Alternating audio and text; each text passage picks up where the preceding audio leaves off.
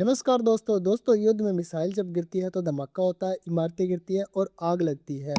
लेकिन क्या हो अगर एक ऐसी मिसाइल ऐसी जगह गिरे जहां से एक ऐसा जहर निकले जिसे आप ना देख सके, ना सूंघ सके, लेकिन वो हवा में घुलकर लाखों लोगों की जान ले ले।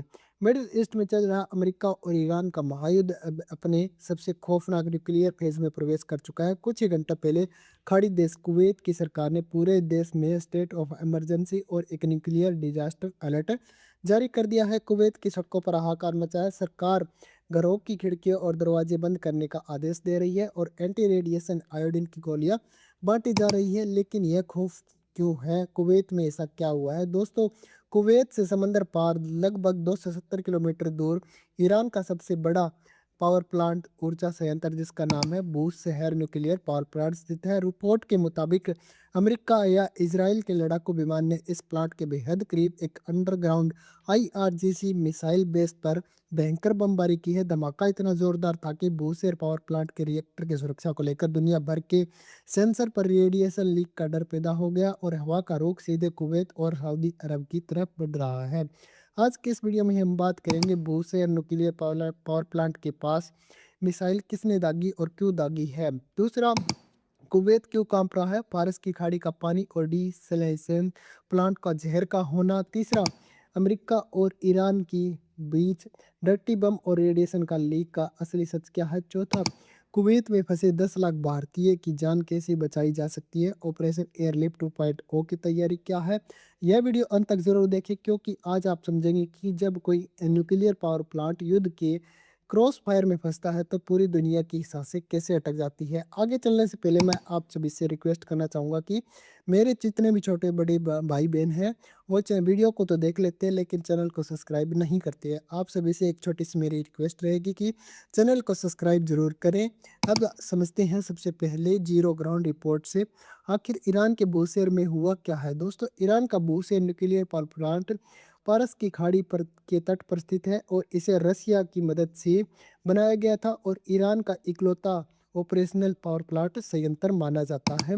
25 और 26 मार्च की दरमियान रात ईरान की इस भूशहर के पास कई भयंकर धमाके सुनाई दिए। पेंटागन के सूत्रों के अनुसार यह हमला सीधे न्यूक्लियर पावर प्लांट पर नहीं था बल्कि एक उनके पास बंकर में बना हुआ अंडरग्राउंड उस पर था, क्योंकि ऐसा करना अंतर्राष्ट्रीय कानून और जिनेवा कन्वेंशन का उल्लंघन माना जाता है। बल्कि यह हमला बूशहर पावर प्लांट की मात्र कुछ दूर पर आईआरजीसी ईरान की सेना के एक अंडरग्राउंड बैलिस्टिक मिसाइल बेस पर किया गया था। अमेरिका और ईरान का मानना है कि ईरान इसे बेस में कुवैत और बहरीन के मौजूद अमेरिकी अड्डों पर मिसाइलें दाग रहा है। अब बात करते हैं हमले में अमेरिका ने भारी भरकम बंकर बस्ट बमों का हमला किया जिससे जमीन के अंदर भयंकर भूकंप जैसी स्थिति पैदा हो गई। अंतर्राष्ट्रीय परमाणु ऊर्जा एजेंसी के महानिदेशक ने तुरंत इमरजेंसी अलर्ट जारी कर दिया है। डर यह है कि इस भयंकर सेक वेव की वजह से भूसेर पावर प्लांट के पुराने हो चुके रूसी कूलिंग सिस्टम या रेडिएशन कोर को दर आ सकती है। अगर कूलिंग सिस्टम फेल हुआ तो 2011 के जापान फुकुशिमा और 1986 में चेरनोबिल जैसा भयंकर मिडिल टाउन हमला जैसे यानी कि प्लांट का फटना हो सकता है। और जैसे ये खबर बाहर आई, ईरान से ज़्यादा दहशत कुवैत में फैल गई है। अब आप सोचेंगे कि बम ईरान में गिराया गया है तो कुवैत क्यों रो रहा है। यही तो राजनीतिक और जियोपॉलिटिकल का सबसे खौफनाक सच है दोस्तों। ईरान का बूसेर पावर प्लांट कुवैत के पानी के रास्ते लगभग 270 किलोमीटर यानी कि 170 मील दूरी पर स्थित है। कुवैत हमेशा इसी प्लांट को लेकर डरा हुआ था। आज कुवैत के सामने दो सबसे जानलेवा खतरा पैदा हो चुका है। नंबर एक है हवा का रुख। खाड़ी देशों में अप्रैल और मार्च के महीने में हवा चलती है जिन्हें सेमली विंड कहा जाता है। उनकी दिशा ईरान से सीधे कुवैत और पूर्वी सऊदी अरब की तरफ होती है। अगर भूसेर पावर प्लांट की रेडिएशन एक्टिव गैस लीक होती है तो वह एक रेडिएशन क्लाउड मात्र 12 से 15 घंटे में कुवैत के आसमान को छा जाएगा। लोगों को कैंसर, स्किन बर्न और जेनेटिक बीमारियां हो सकती है। दूसरा है पानी का जहर।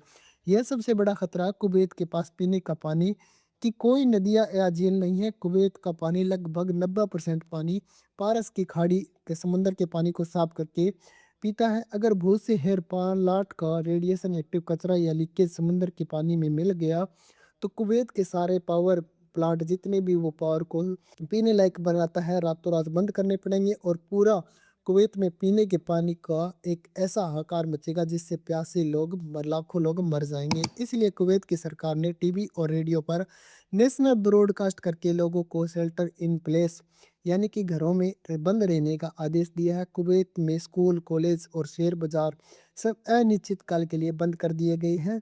जब खौफ बढ़ता है तो प्रोपोगेंडा और ब्लैक गेम शुरू हो जाता है। क्या सच में रेडिएशन लीक हुआ है? ईरान का दावा है कि ईरान के विदेश मंत्रालय ने संयुक्त राष्ट्र यूएन में रोना शुरू कर दिया है। उन्होंने कहा है कि अमेरिका ने बूशेर के पास जो बम गिराए हैं वो डिप्लोनिक यूरेनियम से बने हथियार है। ईरान का कहना है कि अमेरिका जानबूझकर खाड़ी के पानी और हवा को रेडियो एक्टिव बना रहा है ताकि ईरान की आने वाली नस्लें तबाह हो जा सके। लेकिन वहीं दूसरी तरफ वाशिंगटन ने इन आरोपों को सिरे से खारिज करते हुए कहा है कि पेंटागन का कहना है कि ईरान का ये खतरनाक प्रोपोगंडा है। अमेरिका का दावा है कि ईरान के भूसेर पावर प्लांट के कोई रेडिएशन लीक नहीं हुआ है। अमेरिका का कहना है कि ईरान जानबूझकर अपने ही प्लांट के पास रेडियो एक्टिव डस्ट फैला रहा है जिसे एक डर्टी बम की तरह प्रयोग कर सकता है ताकि दुनिया की सहानुभूति बटोर सके और अमेरिका को युद्ध रोकने को मजबूर कर सके। इस सच और झूठ के बीच में कुवैत और सऊदी अरब की सरकारें पागलों की तरह अपने बॉर्डर को गिर्ग काउंटर रेडिएशन मापने की मशीन लगाकर हवा और पानी के सैंपल चेक कर रही है। अब तक में इसलिए लीकेज की पुष्टि नहीं है लेकिन पैनिक खुद एक महामारी बन चुका है। जब कुवैत रोता है तो उनकी चीखें सीधे दिल्ली तक सुनाई देती है। दोस्तों कुवैत की कुल आबादी 43 लाख है लगभग और आपको जानकर हैरानी होगी कि उनमें से 10 लाख से ज़्यादा करीब 21% भारतीय नागरिक रहते हैं। Doctor nurse engineer charters accountant से लेकर मजदूर तक कुवैत की अर्थव्यवस्था पूरी तरह से भारतीय कंधों पर टिकी हुई है। जैसे कुवैत सरकार ने रेडिएशन अलर्ट जारी किया है कुवैत में स्थित भारतीय दूतावास के बाहर हजारों भारतीयों की भीड़ जमा हो गई। लोग डरे हुए हैं कि उन्हें डर है कि अगर हवा में जहर फैल गया तो इन्हें रेगिस्तान में घुट घुट कर मर जाएंगे। भारत सरकार का महाप्लान क्या है? तो भारत सरकार के विदेश मंत्रालय ने तुरंत रेड अलर्ट घोषित कर दिया है। भारतीय दूतावास ने लगभग 10,000 भारतीयों को निर्देश दिया है कि वो घर के अंदर रहे N95 मास्क पहने और पानी का स्टॉक जमा कर ले। दोस्तों याद कीजिए 1990 का कुवैत युद्ध जब भारत ने 1,70,000 भारतीयों को एयरलिफ्ट किया था जिसमें से एयरलिफ्ट फिल्म भी बनाई गई थी। लेकिन आज 10 लाख लोग हैं। भारत के रक्षा मंत्रालय और नागरिक उड्डयन मंत्रालय सिविल एविएशन ने ऑपरेशन एयरलिफ्ट 2.0 का ब्लूप्रिंट तैयार कर लिया है। इंडियन एयरफोर्स के सारे ट्रांसपोर्ट एयरक्राफ्ट और एयर इंडिया की पूरी फ्लीट को स्टैंड बाय रखा गया है और अगर IAEA ने पुष्टि कर दी कि रेडिएशन लीक हो गया है तो भारत का इतिहास का सबसे बड़ा और सबसे तेज और सबसे खतरनाक रेस्क्यू ऑपरेशन शुरू करना पड़ेगा। और यस अब सबसे आसमान में होगा जहां ईरान और अमेरिका की मिसाइलें उड़ रही होगी। निष्कर्ष है दोस्तों कि 26 मार्च 2026 का ये रेडिएशन फायर दुनिया के सामने एक बहुत बड़ा अलार्म अलर्ट जारी कर दिया है। यह घटना बताती है कि 21वीं सदी के युद्ध में आपको दुश्मन पर परमाणु बम गिराने की जरूरत नहीं है। अगर आप दुश्मन के सिविलियन न्यूक्लियर पावर प्लांट के पास भी सिर्फ एक आम बम गिराते हैं तो आप लाखों लोगों को रेडिएशन के खौफ में मार सकते हैं। अमेरिका और इसराइल ने बूशेर के पास बम गिराकर ईरान को डरा दिया है कि लेकिन साथ ही कुवैत बहरीन और सऊदी अरब देश जैसे इकोनॉमिक और साइकोलॉजिक रूप से उनकी कमर तोड़ दी है। अगर इस खाड़ी क्षेत्र में पानी और हवा में जहर हो गया तो मिडिल ईस्ट हमेशा के लिए इंसानों के रहने लायक नहीं बचेगा और सबसे बड़ा खामियाजा भारत जैसे देशों को भुगतना पड़ेगा जिनके करोड़ों नागरिक अपनी रोजी रोटी वहाँ पर कमा रहे हैं। आपको क्या लगता है दोस्तों? क्या अमेरिका इजराइल को ईरान के न्यूक्लियर पावर प्लांट पर इतना करीब बमबारी करनी चाहिए?